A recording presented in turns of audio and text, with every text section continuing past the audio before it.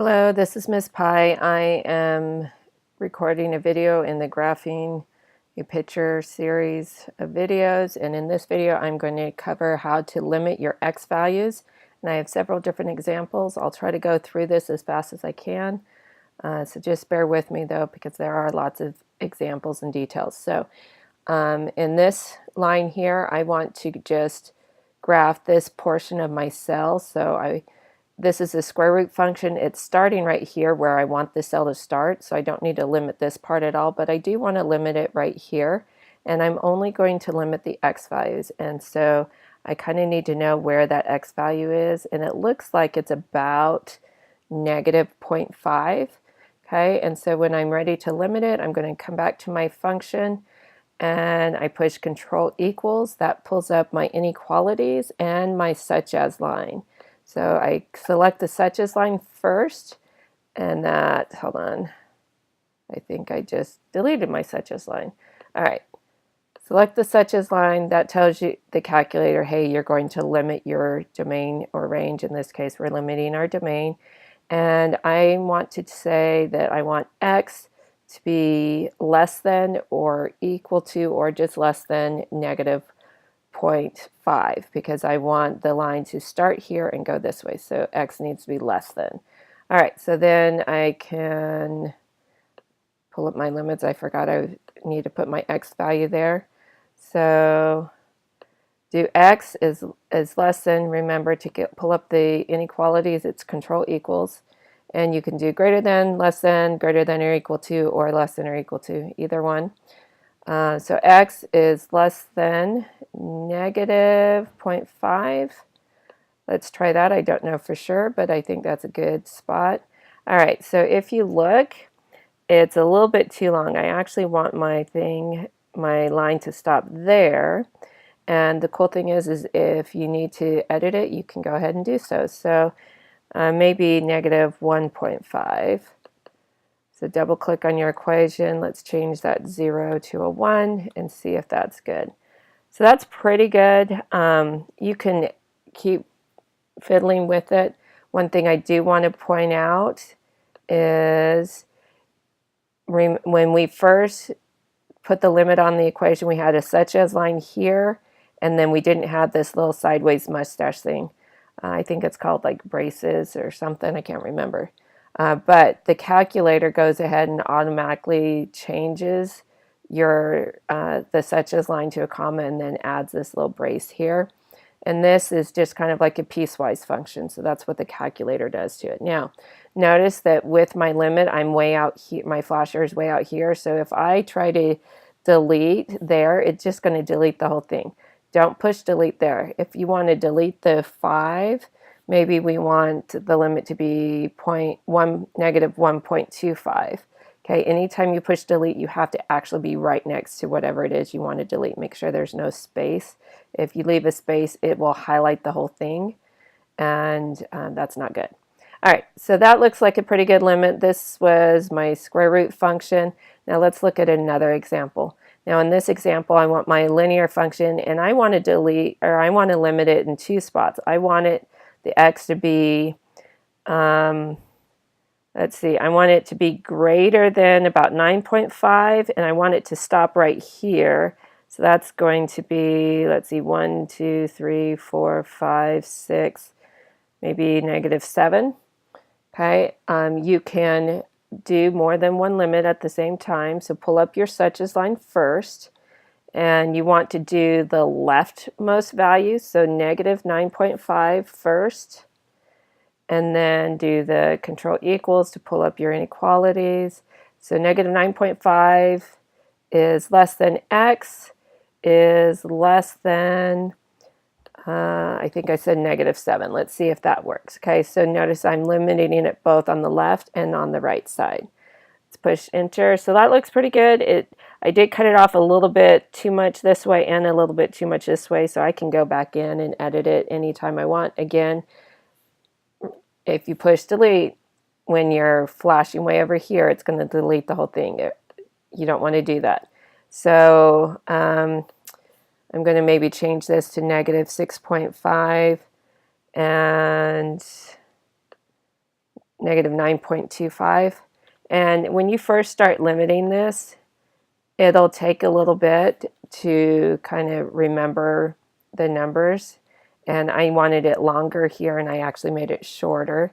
Now with negative 9.75, I think was what I originally put up there. That looked like a pretty good limit. All right. A couple other things I wanted to point out is for your lines where it starts going up like this, it can be really hard to figure out exactly where you want to limit the x values. And one thing that I found is that if you can do an intersecting line, for instance, before we go do that one, let's look at this one here, right there. So notice here, I'll do this one and then I'll go back and do the next logarithm equations. Notice I have this green line. This is the line I want to limit. And this yellow line, I just graphed it to figure out exactly where this intersecting point is. And all I did is I just graphed a horizontal line, okay? So now I can go in and analyze my graph and find that intersecting point. Okay, menu, analyze graph, intersection, do lower bound, needs to be on the left side, upper bound on the right side. So now this is telling me that my x value here is negative 9.4. So that's most likely what my limit should be over here. And then over here it looks like maybe if I limit it at 2, I should be pretty good. Okay, so here I am. I'm going to limit my rational function, control equals, and I said negative 9.4 is less than x is less than, we said positive 2. Okay, and I know when I was typing this with my computer, you guys did not see me go to control equals and to pull up the inequalities. Well, that's just because I was using my computer. Sorry. Same spot. All right, so let's look at how that went. So it looks like it ended pretty well here. I will say sometimes when you do the intersecting point, you might be off just a little bit, but at least it gives you a pretty good idea of where you want to limit it. And then once you get your graph where you want it, just delete that horizontal line that was just a guideline. All right, so let's go ahead and look at the other examples with the natural log and e.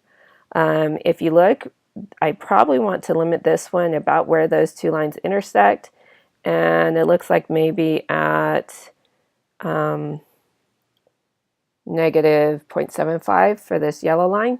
So again, I'm going to find the intersecting point first here, analyze graph, intersection, upper bound, lower bound, upper bound. So my x value looks like it's right at 1 here. And then this one, it looks like I could probably gauge it pretty easily. It's when the lines are horizontal like this, it's pretty easy to tell that that's like approximately 1, 2, 3, 4, 5, 6, 7, maybe negative 8. But once they start increasing, going up like this really fast, it's hard to get a really good estimate of where to limit it. Same thing right here, where I want to stop that graph right there. All right, so let's go ahead and limit this and see how accurate that one is.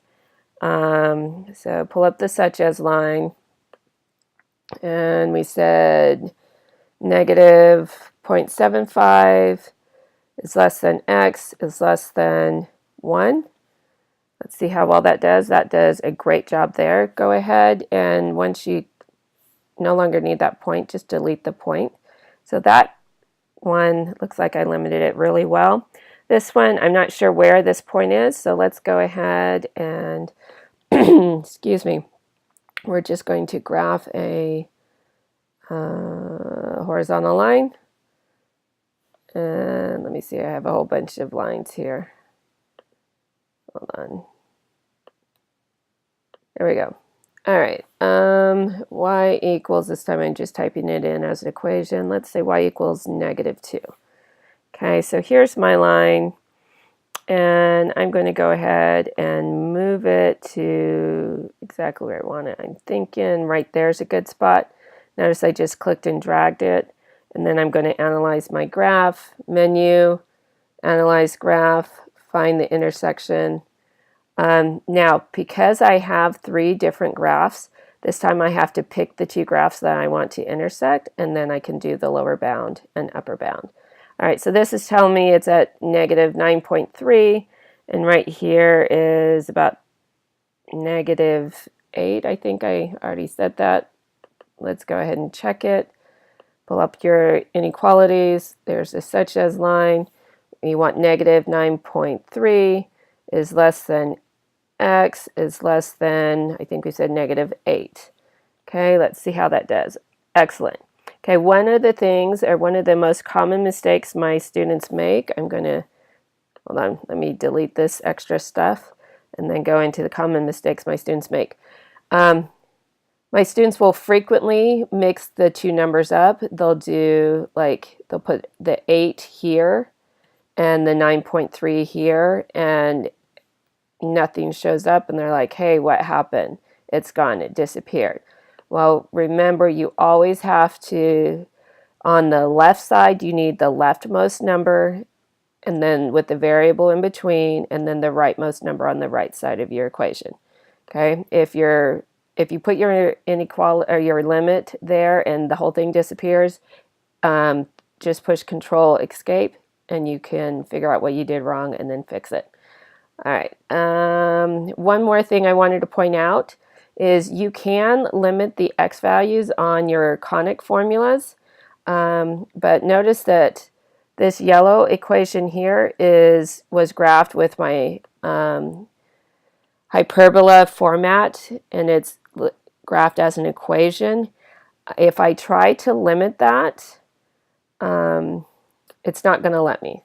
So I'm out here, I pull up the such as line, and I can do all of this.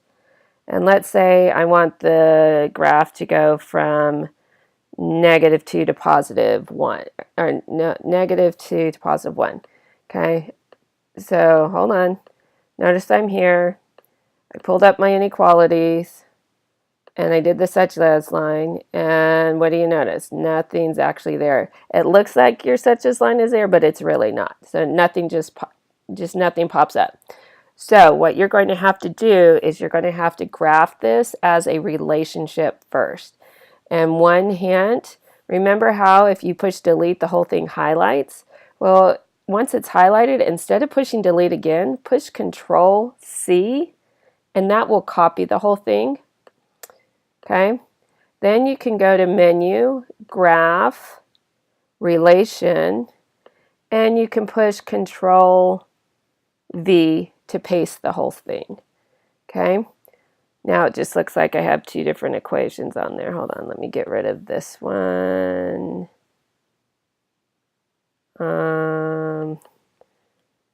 Let me see. Dum-de-dum-de-dum. Yep. All right, so now that I have it graphed as a relationship instead of the equation, in the equation template for the hyperbola, I can go ahead and limit it. And honestly, I've already done the limit and I don't remember what it is.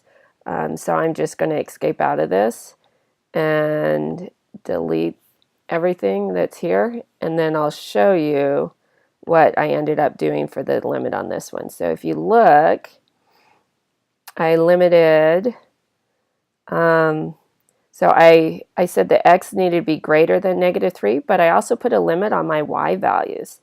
And that is, I'm going to show you how to limit the y values in the next video. All right, I believe that's the end of my video. Yep, that's the last slide. Good luck. If you want to know how to limit the y values, watch the next video.